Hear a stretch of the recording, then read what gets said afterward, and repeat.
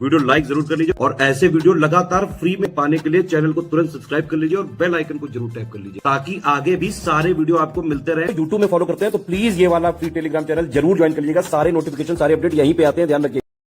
RO 2023 की vacancy के लिए री एग्जाम फाइनली कंडक्ट होने जा रहा है 27 जुलाई 2025 को। 27 जुलाई 2025 में होने वाले री एग्जाम के लिए आपके पास 100-105 दिवस अब करीब बच रहे हैं। बचे हुए 100-105 दिवस में किस तरीके से आप स्ट्रैटेजी रख सकते हैं और लेटेस्ट पेड बैच जो हमारा शुरू हुआ 8 अप्रैल से, उसमें आकर के किस तरीके से डेली अब आप जो है 6-7 घंटे यहाँ पर पढ़ाई करके कैसे अपना प्रीलिम्स का कट ऑफ निकालना सुनिश्चित कर सकते हैं, इस बारे में पूरा स्ट्रैटेजी वीडियो रहेगा। तो आपको देखना है, जो लोग ग्रुप में आ चुके हैं, ये आपका स्ट्रैटेजी वीडियो है, वीडियो नंबर 1। इसको शुरू से लेकर आखिर तक देखिएगा। पिछले एग्जाम से आपको क्या सीख लेनी है, लेटेस्ट जो पेपर अभी हुआ है आयोग के द्वारा दिसंबर 2024 में, उससे क्या सीख लेनी है, कट ऑफ कैसे निकाल सकते हैं, स्मार्ट स्ट्रैटेजी यहाँ पर क्या हो सकती है, हमारे स्टडी फॉर सिविल सर्विसेज के पेड ग्रुप में क्या क्या आपको मिलेगा, कैसे आपको पढ़ाई करनी है, कैसे आपको प्रैक्टिस करनी है, कैसे रिविजन करना है और कैसे सब्जेक्ट वाइज तैयार करना है, सब कुछ इसमें एक एक करके मैं आपको बताने वाला हूँ। पूरा वीडियो ध्यान से देखिएगा। आगे बढ़ने से पहले स्टूडेंट्स मोटिवेशन के लिए थोड़ा सा मैं आपको बता दूं, 900 प्लस चयन यूपीपीएससी अपर प्रीलिम्स एग्जाम के बैच में स्टडी फॉर सिविल सर्विसेज के अभी हुए हैं, जो लेटेस्ट रिजल्ट आया है। इसका कारण है स्टूडेंट्स का अपना एफर्ट हमेशा फर्स्ट एंड फॉरमोस्ट, लेकिन स्टडी फॉर सिविल सर्विसेज को जो लोग ज्वाइन करते हैं उन्हें पता है कि सबसे रेलिवेंट स्टडी मटेरियल देकर के, सबसे अच्छे प्रैक्टिस रिसोर्सेज को मुहैया करा करके और बेस्ट गाइडेंस देकर के स्टडी फॉर सिविल सर्विसेज का ऑनलाइन इंस्टीट्यूट आपको तैयार करता है हर तरीके के पेपर पैटर्न के लिए, चाहे पेपर ईजी हो, मॉडरेट हो या डिफिकल्ट लेवल का हो। जैसे 2024 का पेपर एक डिफिकल्ट लेवल का पेपर आया था, जैसे लोगों ने कहा, मीडिया में भी काफी यहाँ पर चर्चा हुई थी, आपने सुना होगा डिस्कोर्स की। यूपीपीएससी अपर प्रीलिम्स का पेपर 2024 वाला एक डिफिकल्ट लेवल का पेपर था, एक लेंदी पेपर आया था, 36 पेज में छपा था और कई सारे questions out of the box आए थे, नए तरीके के सवाल बने थे। लेकिन हमने कोई ऐसा नया तरीका महसूस नहीं किया। हमारी टीम ने पहले से ही स्टूडेंट्स को 2023 से ही, जब से हमने पहला पेड बैच खोला था 24 के लिए, तैयार कराना शुरू कर दिया था। हमने कथन और कारण वाले सवालों पर लगातार फोकस किया। आपने हमारे करंट अफेयर के वीडियोस भी देखे होंगे मंथली वाले, उसमें कथन और कारण वाले सवाल हम लोग देने लगे हैं, मल्टीपल स्टेटमेंट वाले सवाल उसमें कराने लगे हैं। जैसा रीसेंट ट्रेंड चल रहा है उस हिसाब से हम लोग कराते हैं। रीसेंट ट्रेंड के हिसाब से अपडेटेड स्टडी मटेरियल हम लोग देते हैं, जबकि अन्य संस्थान जो सबसे बड़ी गलती करते हैं वो 20-30 साल के पीवाईक्यू को पकड़े हुए हैं और उससे अब कुछ आता नहीं है।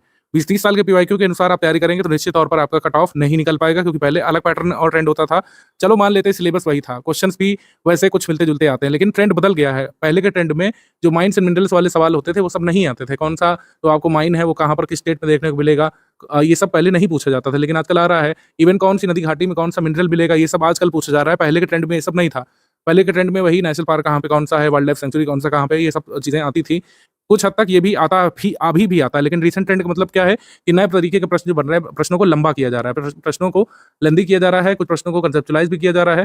कंसेप्चुअल स्टेटमेंट भी कुछ कुछ बन रहे हैं, लेंदी स्टेटमेंट बन रहे हैं और आपसे कुछ छुपी हुई चीजें पूछी जा रही हैं। Study for civil services recent trend पे लगातार फोकस करता है, उसी हिसाब से हमारा स्टडी मटेरियल होता है, उसी हिसाब से हमारे प्रैक्टिस के रिसोर्सेज होते हैं। प्रैक्टिस रिसोर्सेज में स्टडी फॉर सिविल सर्विसेज की टेस्ट सीरीज होती है, हमेशा ही लेटेस्ट पैटर्न पर स्टडी फॉर सिविल सर्विसेज की टेस्ट सीरीज होती है, जो एग्जाम होने से पहले आपको एग्जाम का फील देती है।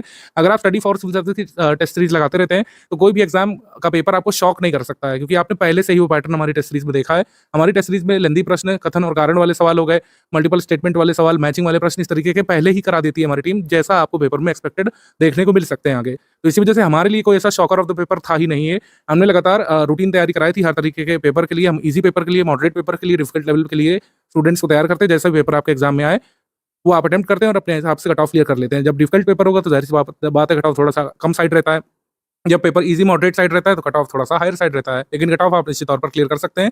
900 प्लस स्टूडेंट्स ने जो जितनी जानकारी हमारे पास आई थी उसमें से 900 मैं आपको बता रहा हूँ, संख्या और भी ज्यादा है, कई सारे लोग सिलेक्शन रिपोर्ट नहीं करते हैं हमारे यहाँ पर। तो 900 प्लस चयन यूपीपीएससी अपर प्रीलिम्स एग्जाम में स्टडी फॉर सिविल सर्विसेज के इन्हीं सब कारणों की वजह से हुए थे और इन्हीं सब कारणों की वजह से आप भी हमारे पास ट्रस्ट करके आए हैं। तो आरओ में क्या क्या करना है इसको अब हम लोग देखना शुरू करते हैं। जो लोग फुल पेड ग्रुप में आए हैं, आपको 3 ग्रुप में मेनली जोड़ा गया होगा, 2 के नाम यहाँ पर लिखे गए हैं, तीसरा है क्विज ग्रुप। क्विज ग्रुप में कई सारे क्विज वाले सवाल आपको दिख रहे होंगे। आरओ पेपर कैंसिल होने के बाद से ही हमने वो चालू कर दिया था और तमाम सवाल उसमें हो चुके हैं। अब हम उसमें डिफिकल्ट लेवल के नए तरीके के सवाल डालेंगे जो भी समय बचा हुआ है उसमें। स्टडी मटेरियल पेड ग्रुप, इसमें आपको सारा स्टडी मटेरियल और रिकॉर्डेड वीडियो लेक्चर मिलेंगे। रिकॉर्डेड वीडियो लेक्चर जो अभी दिए नहीं गए हैं, अभी आगे हमारी टीम कल तक शायद अपलोड करेगी 24 घंटे के भीतर। रिकॉर्डेड वीडियो लेक्चर और जो पीडीएफ नोट्स हैं, चाहे सब्जेक्ट वाइज नोट्स हो, चाहे आपके मॉड्यूल वाइज नोट्स हो, ये सारी चीजें किसमें आएंगी? स्टडी मटेरियल वाले ग्रुप में। मतलब जो स्टडी का खजाना किसमें है? स्टडी मटेरियल वाले ग्रुप में, जिससे आपको स्टडी मटेरियल मिलेगा। डाउट क्लियरेंस वाला ग्रुप है, इसमें स्टडी मटेरियल से संबंधित कोई भी आप डाउट पूछ सकते हैं। रिकॉर्डेड वीडियो लेक्चर में से कोई भी आपका डाउट है पूछ सकते हैं। प्रीवियस ईयर क्वेश्चंस में से कोई डाउट है, हमारी टेस्ट सीरीज के सवाल में से कोई डाउट है, कोई प्रश्न आपको नहीं समझ में आ रहा है, पेड क्विज में से कोई अवधारणा नहीं समझ पा रहे हैं, ओवरऑल सिलेबस में से कोई भी आपका डाउट है, आप वहां पर लिख करके पूछ सकते हैं। आप जैसे कल किसी ने पूछा था कि उन्हें नहीं समझ में आ रहा है कि कह सकते हैं निश का मतलब क्या होता है।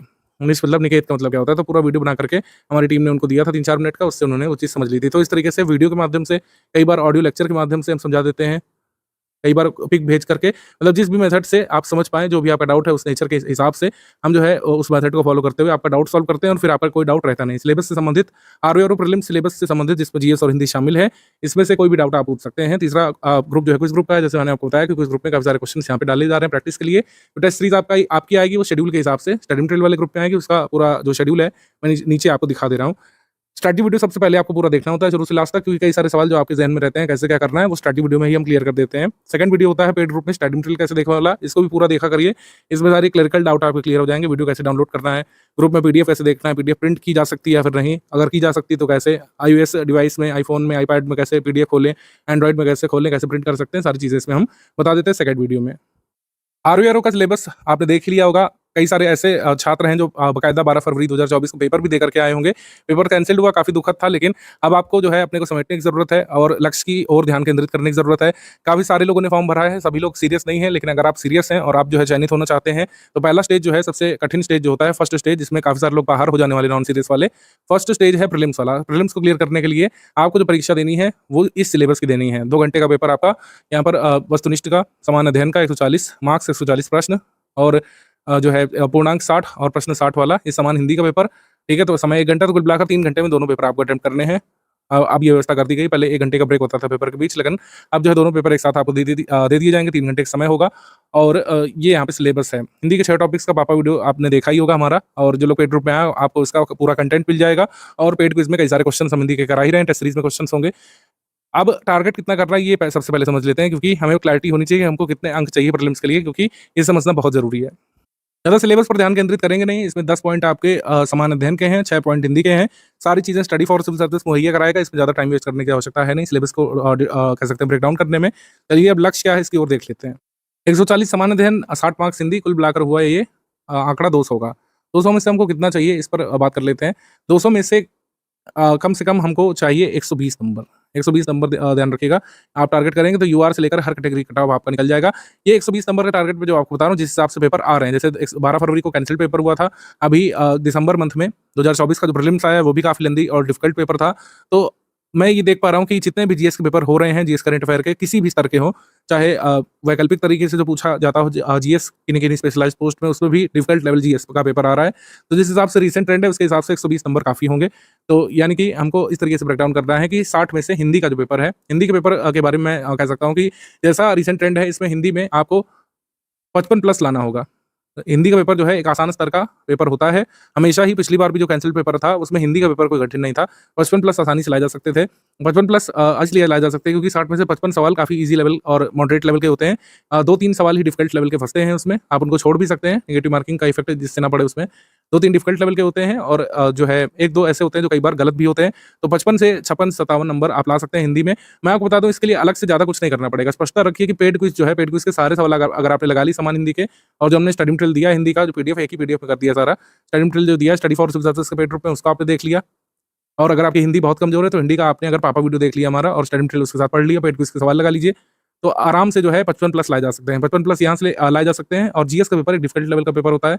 जीएस का पेपर डिफिकल्ट लेवल का होता है, तो उसमें आप मान के चलिए 65 से 75 नंबर का टारगेट रखना है, जिसमें 10 से 13 सवाल रीजनिंग के होते हैं और रीजनिंग के इजी लेवल सवाल माने जाते हैं। तो ये भी मान लीजिए कि अगर 130 इसमें मान लें, 100 करीब हम मान लें, इसमें 127 सवाल मान लें प्योर जीएस के, तो उसमें आपको 60 से 65 नंबर यहाँ पर कुल मिलाकर लाने होंगे। इतना टारगेट रखना है। जिस हिसाब से पेपर आ रहा है उसमें, पेपर जहाँ पर भी अपना पैटर्न बदलेगा, अपना ट्रेंड बदलेगा, मान लीजिए इजी मॉडरेट का आता है तो यहाँ पर नंबर आपको बढ़ाना पड़ जाएगा, सिंपल बात है। लेकिन जिस हिसाब से पेपर आ रहा है 120 नंबर में आसानी से आप लोग कट ऑफ क्लियर कर लेंगे। इस बार भी ऐसा ही हुआ है। जो 2024 का पेपर आया था उसका अभी कट ऑफ तो ऑफिशियल नहीं आया, लेकिन जैसा लोग रिपोर्ट कर रहे हैं अपने नंबर 76 से 70 नंबर जिनके, मतलब 76 से 75, 76 से 78 तक जिनके भी सवाल सही थे किसी भी कैटेगरी में, आउट ऑफ 150 नेगेटिव मार्किंग हटा करके उनके सिलेक्शंस हुए हैं, वो लोग मेंस लिखेंगे। तो 65 से 75 नंबर आपको टारगेट करना पड़ेगा 140 के जीएस में, और 55 प्लस यहाँ पे टारगेट करना पड़ेगा, क्योंकि हिंदी में कोई आमूल-चूल परिवर्तन मैं नहीं अभी देख रहा हूँ। हिंदी में जैसा पेपर आता है वैसे ही आएगा, इसमें आपको 55 प्लस लाना ही लाना है, और यहाँ पर आपको 65 से 75 नंबर स्कोर करने हैं, ये आपका टारगेट होना चाहिए। और तब जाकर के ये जो हमारा कट ऑफ मार्क वाला आंकड़ा है, ये तब जाकर के टच हो पाएगा। कट ऑफ मार्क्स जो है इस तरीके से क्लियर हो पाएगा। तब जाकर के आप मेंस लिख पाएंगे। 120 नंबर आपको चाहिए ही चाहिए डिफिकल्ट लेवल के पेपर में। जहाँ पर भी डिफिकल्टी लेवल थोड़ा सा नीचे जाएगा, अब यहाँ पर नंबर आपको जो है ज़्यादा चाहिए होंगे। ये टारगेट है। डिफिकल्ट लेवल के हिसाब से मैंने टारगेट बता दिया, क्योंकि अब जिस हिसाब से पेपर हो रहे हैं, कोई ईजी पेपर की उम्मीद आप रखिए ही नहीं। ये टारगेट अचीव करना है, लेकिन टारगेट अचीव करने के लिए यहाँ पर पढ़ना पड़ेगा, प्रैक्टिस करना पड़ेगा, रिवीजन करना पड़ेगा, यानी दोहराव करना पड़ेगा, तब जाकर के टारगेट अचीव होगा। स्ट्रैटेजी बनाने में बहुत समय नहीं लगता है। स्ट्रैटेजी तैयार करने में 4-5 घंटे मैंने ये पूरा वीडियो तैयार कर दिया होगा आपके सामने, लेकिन पूरे सिलेबस को तैयार करने में आपको अगले 120 दिवस डेली कम से कम 6 घंटे जुटना पड़ेगा। अब कम से कम जो है 6 घंटे आपको निकालना ही पड़ेगा, चाहे आप वर्किंग हो, चाहे हाउसवाइफ हो, चाहे जो है जिस भी फील्ड में हो, चाहे जिस भी जॉब में हो। अगर आपको आरओ का टिकट चाहिए मेंस का, तो कम से कम 6 घंटे यहाँ पे चाहिए होंगे। 8 घंटे तक, 8.5 घंटे तक अगर इसको ले जा सकते हैं इस आंकड़े को, तो और भी अच्छा रहेगा।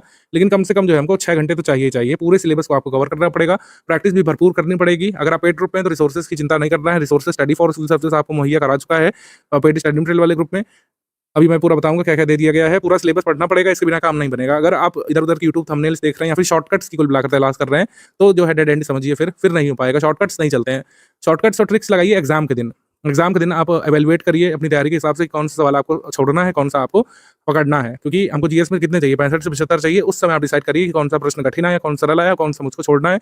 अगर आप तैयारी के दौरान डिसाइड करेंगे कि चलिए मैं ज्योग्राफी छोड़ देता हूँ पूरा, चलिए हिस्ट्री में छोड़ देता हूँ पूरा, तब यहाँ पे समस्या हो जाएगी। क्योंकि ऐसा हो सकता है हिस्ट्री ज्योग्राफी के उस दिन ईजी सवाल आ जाए आपके एग्जाम में 27 जुलाई को। तो ऐसा ना मत करिएगा कि आप फंस जाएं। ठीक है, फंसने वाला काम नहीं करना है। अभी 120 दिवस का समय है, पूरा सिलेबस कवर किया जा सकता है। अभी इतना समय बाकी है कि किसी स्टूडेंट ने कोई भी पढ़ाई ना की हो जीएस की, हिंदी की, अगर अभी से भी जुटे 6 घंटे तो पढ़ा जा सकता है। लेकिन रेगुलरिटी मेंटेन करनी पड़ेगी। 6 घंटे के बीच में कोई फिल्मबाजी, कोई बर्थडे, कोई पार्टी नहीं, कोई हलक नहीं, कुछ भी नहीं।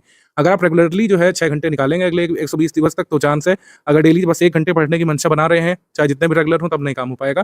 जैसे मैंने कहा, सारे सब्जेक्ट को कवर करना पड़ेगा। आपको हिस्ट्री भी पढ़ना पड़ेगा, आपको ज्योग्राफी पढ़ना पड़ेगा, साइंस भी पढ़ना पड़ेगा, करंट अफेयर भी पढ़ना है, उत्तर प्रदेश करंट अफेयर भी पढ़ना है, स्टैटिक भी पढ़ना है। काफी सारी चीजें यहाँ पर तैयार करने के लिए हैं। सब में से जो योगदान निकलेगा वही आपका कट ऑफ होगा। आप तैयारी अभी सारे विषयों की करिए। सबसे इंपॉर्टेंट जो विषय है, सबसे ज्यादा जिससे क्वेश्चन आते हैं, उसके ज्यादा क्वेश्चन क्विज में कराए जाएंगे, उससे ज्यादा क्वेश्चन टेस्ट सीरीज में पूछे जाएंगे, तो वो सब इक्विवेलेंट हम कर लेंगे। लेकिन अब ये सब स्टूपिड सवाल नहीं पूछिएगा, क्या सर मैं फला सब्जेक्ट छोड़ दूं, क्या इससे हो जाएगा, ऐसा मत करिए। आप आर्ट कल्चर भी पढ़िए। आर्ट कल्चर से 3-4 सवाल आते हैं, मगर मान लीजिए आपने पूरा आर्ट कल्चर छोड़ ही दिया, उस दिन सवाल आ गए इजी 4 सवाल, तो आप 4 सवालों से तो पीछे रह गए ना दूसरे स्टूडेंट्स से। सो इस वजह से किसी भी मतलब सब्जेक्ट को अभी छोड़ना नहीं है। प्रैक्टिस भी सारे सब्जेक्ट की करनी है और रिवीजन भी सारे सब्जेक्ट का यहाँ पर करना है। प्रायोरिटी अभी मैं बताऊंगा कौन सब्जेक्ट ज्यादा जरूरी है, कौन से आप थोड़ा सा कम प्रायोरिटी पे रख सकते हैं। हाल में यूपीपीएससी अपर प्रीलिम्स 2024 का एग्जाम जो है, ये कठिन स्तर का पेपर आया था, कठिन मध्यम स्तर का पेपर आया था। एक लेंदी पेपर आपको देखने को मिला था। ऐसा ही आप आरओ का पेपर एंटिसिपेट करिए। आप सरल की बात ही मत करिए। अगर आप कठिन की तैयारी करेंगे तो सरल वाला ऑटोमेटिकली तैयार हो जाएगा। लेकिन अगर आप सरल की तैयारी करेंगे तो कठिन पेपर में फंस जाएंगे। एक लेंदी पेपर जिसमें ज्यादा नंबर ऑफ क्वेश्चन होते हैं, जिसमें मल्टीपल स्टेटमेंट वाले सवाल होते हैं, जिसमें कई सारी अवधारणाएं पूछी जाती है, उसको ध्यान में रख करके तैयार करेंगे। और इसी के हिसाब से हमने अपनी टेस्ट सीरीज को डिजाइन किया है। स्टडी फॉर सिविल की टेस्ट सीरीज जो आपको मिलेगी, इवन पेड क्विज में भी और इवन करंट अफेयर में भी हमने वैसे ही प्रश्न बनाए हैं आपकी बार से, जैसे एग्जाम में पूछे जा रहे हैं। कथन कारण वाले सवाल, असर्शन रीजन वाले जिसको बोलते हैं, और मैचिंग वाले सवाल, मल्टीपल स्टेटमेंट वाले सवाल वैसे ही हम लोग बना रहे हैं। परीक्षा की तिथि को लेकर काफी सारे लोग परेशान थे कि परीक्षा की तिथि नहीं तो क्यों तैयार करें।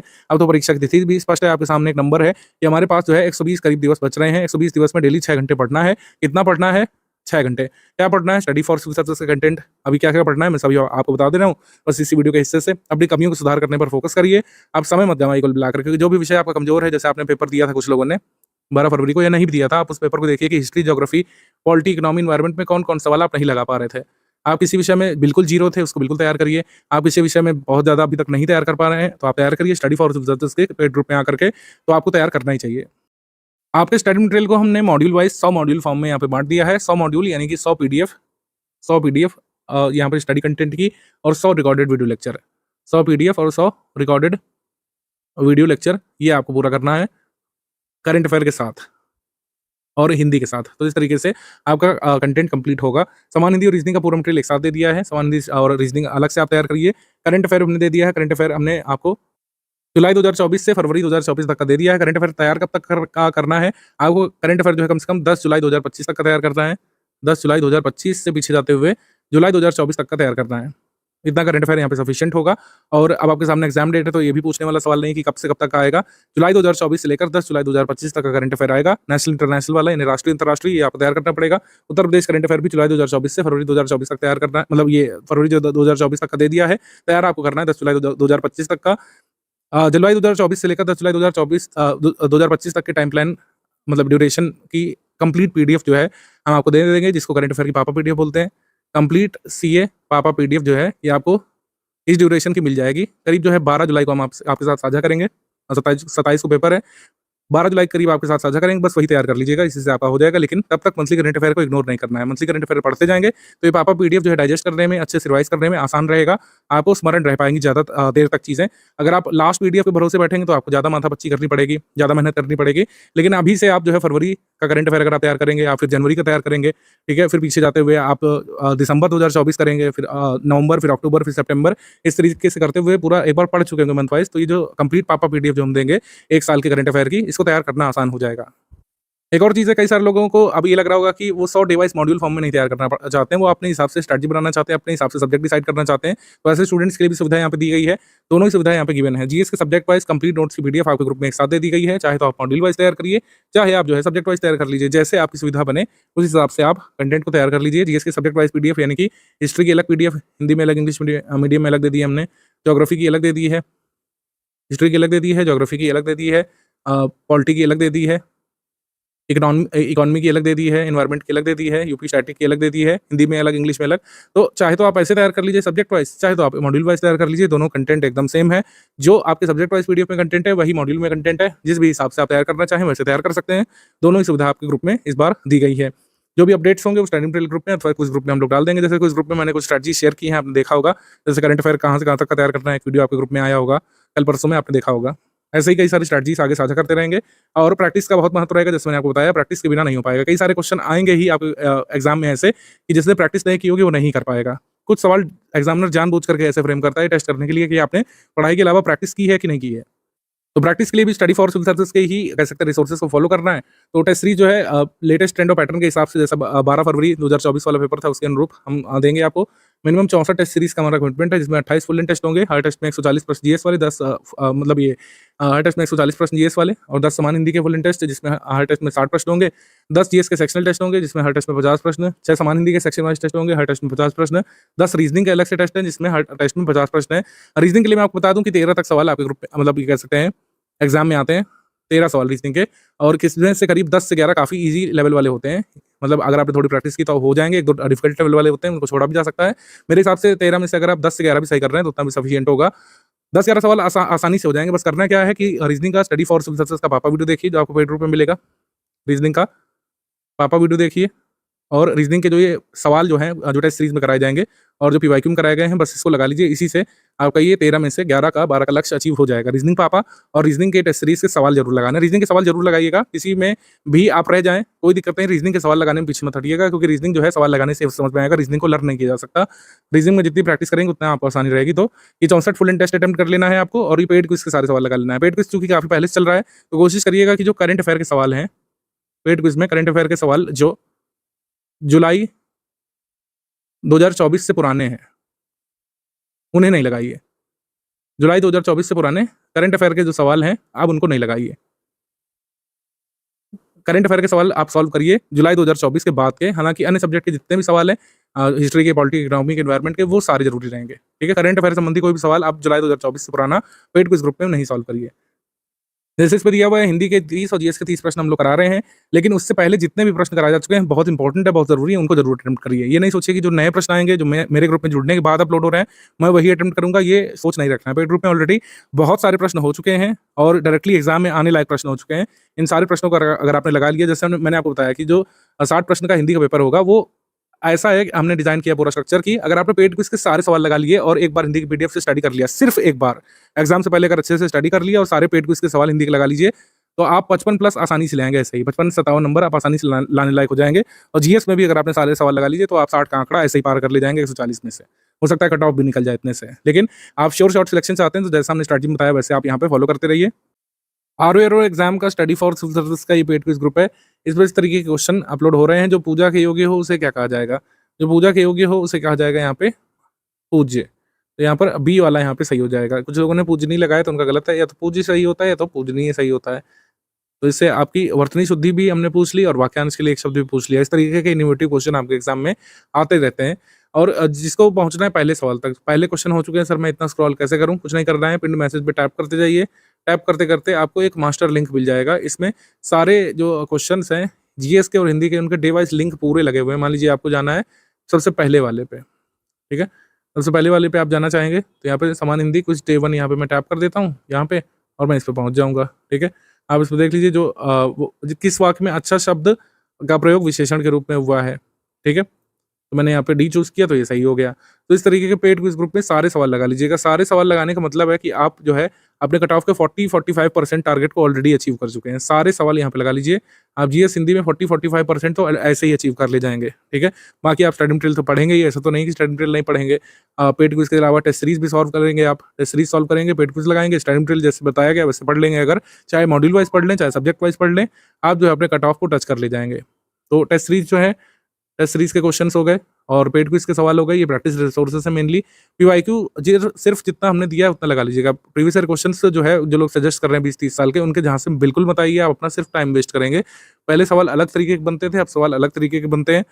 पीवाईक्यू जितना हमने दिया है, मतलब जितना स्टडी फॉर सिविल सर्विसेज ने ओरिजिनल पेपर में मार्क करके दिया है, बस उतना ही देख लीजिए। पीवाईक्यू सिर्फ आपकी मदद करता है कुछ सिनेरियो में। जैसे पीवाईक्यू आपको हेल्प करता है कि कोई टॉपिक है, जैसे मान लेते हैं टॉपिक है आंग्ल मैसूर युद्ध। आंग्ल मैसूर युद्ध। अब इसमें आंग्ल मैसूर युद्ध से क्या-क्या पूछा जा चुका है, आपको इसकी जानकारी मिल जाती है। आंग्ल मैसूर युद्ध पढ़ करके आप अंदाजा लगा ले जाएँगे कि आंग्ल मैसूर युद्ध से क्या-क्या आ चुका है और इसके पहले की घटनाक्रम से या फिर इसके बाद की घटनाक्रम से क्या पूछ सकते हैं। और आंग्ल मराठा युद्ध अगर हम पढ़ेंगे तो क्या उससे भी ऐसे सवाल आगे भविष्य में बन सकते हैं। ये सब सिनेरियो पता लगाने में पीवाईक्यू आपकी हेल्प करता है।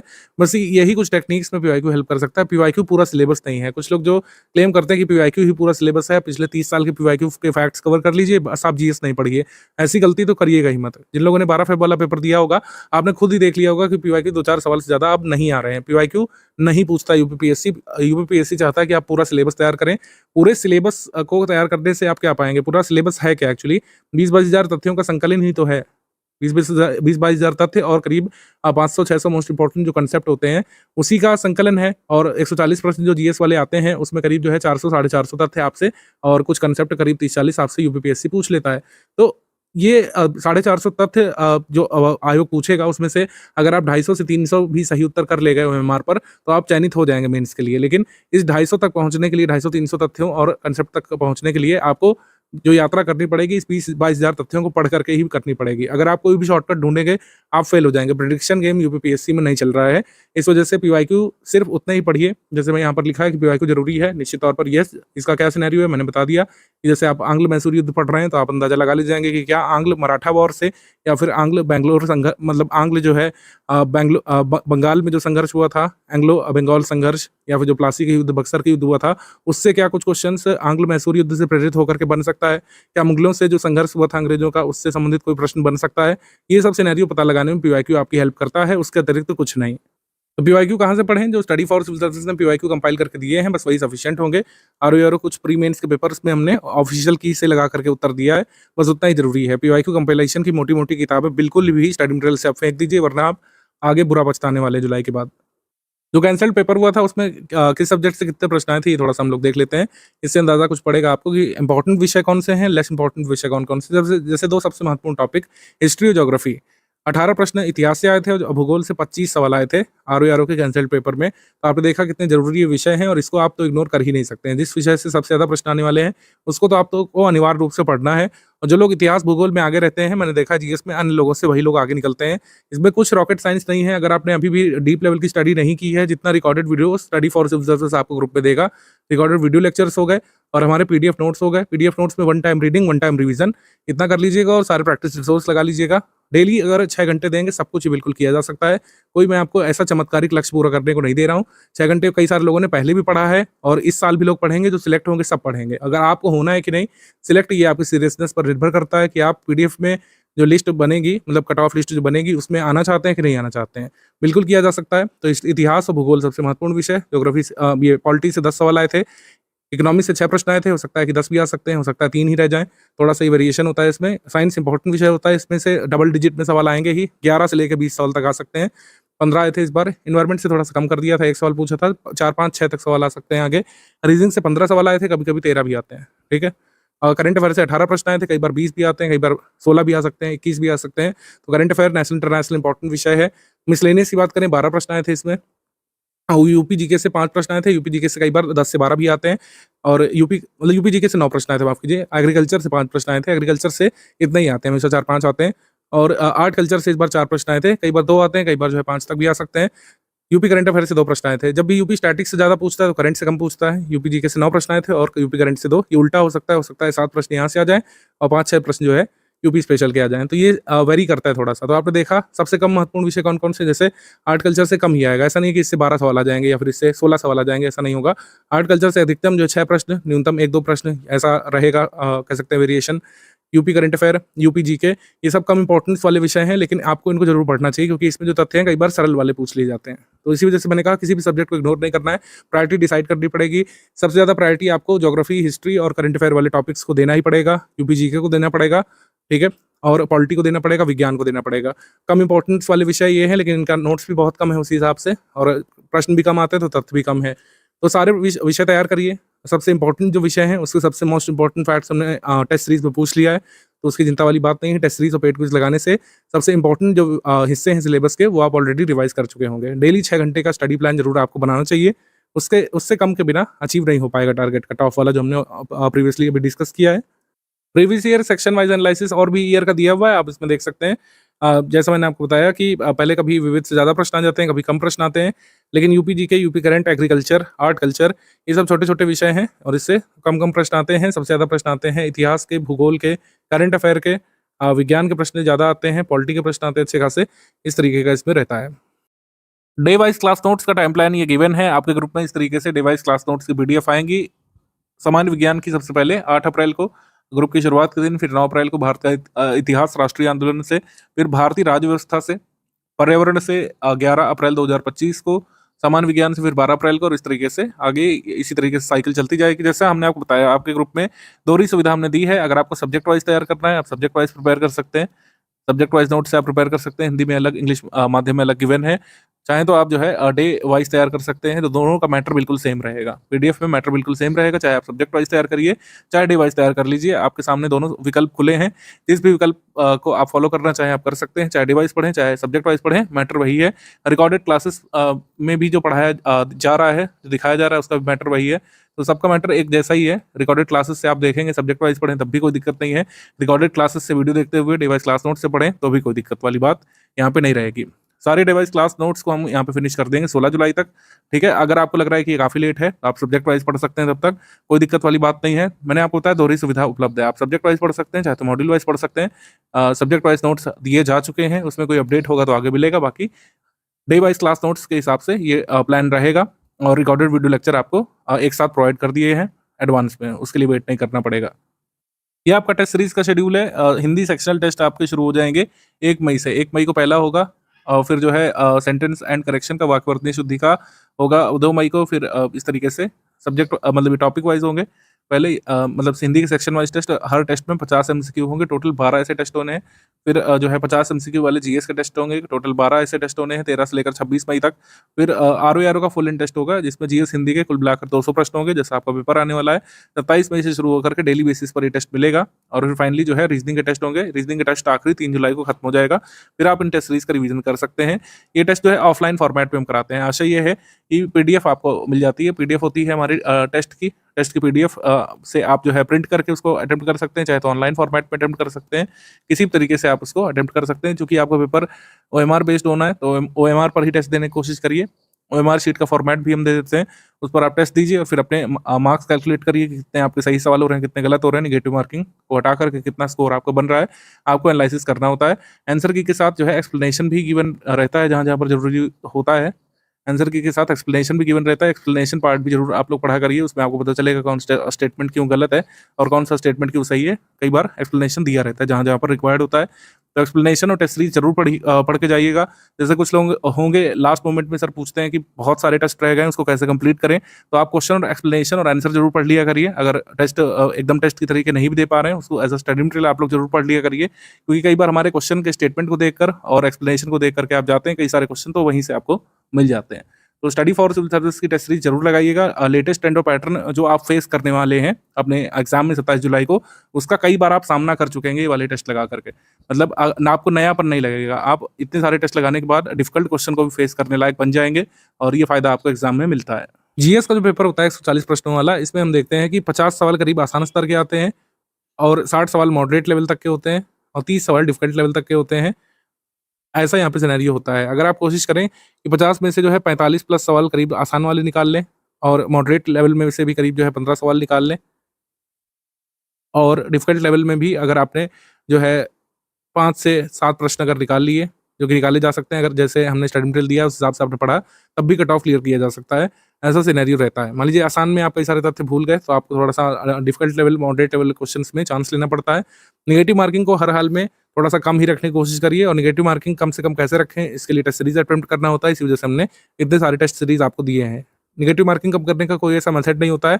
आप जितने ज़्यादा टेस्ट का अभ्यास करेंगे उतने ही आप सीखते जाएंगे किस तरीके से कम नेगेटिव मार्किंग मतलब कम से कम गलत क्वेश्चन अटेम्प्ट किया जाता है और नेगेटिव मार्किंग से कैसे बचा जाता है।